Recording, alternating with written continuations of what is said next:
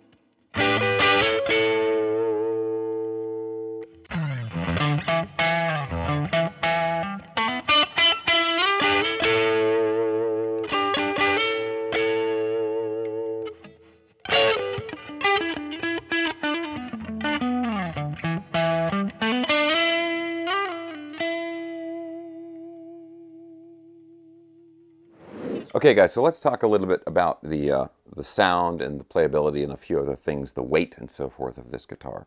So one thing that I want to mention in the video, because you can't really hear it, through the camera, is the acoustic sound of this guitar.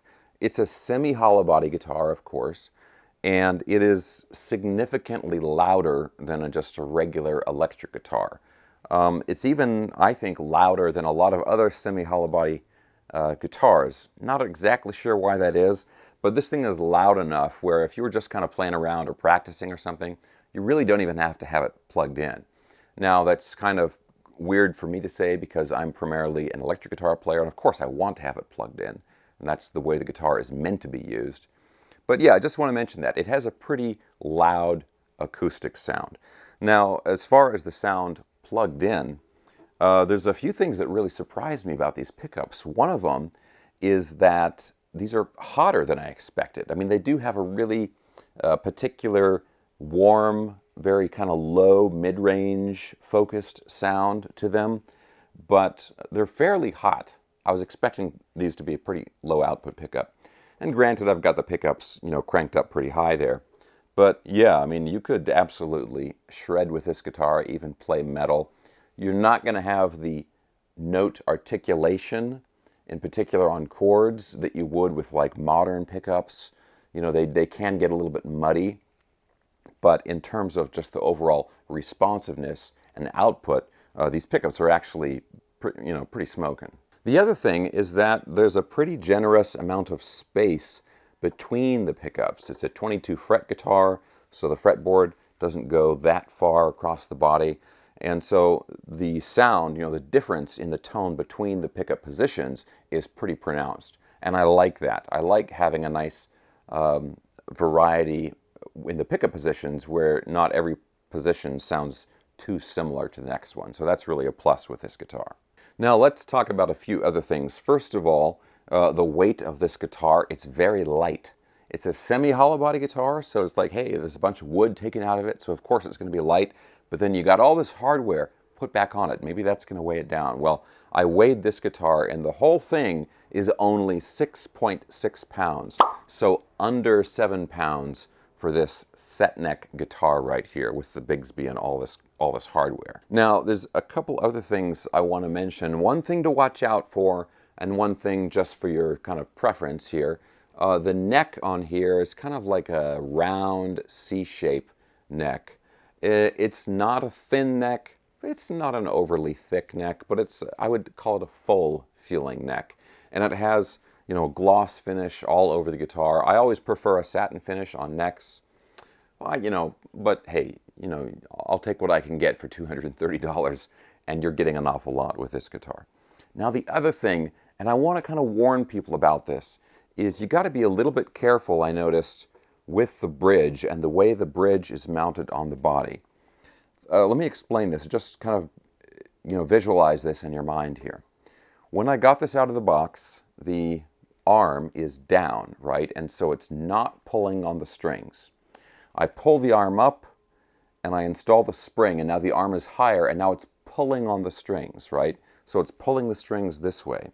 So what has happened is it is actually pulling the bridge back a little bit. And so the bridge is actually leaning backwards a little bit.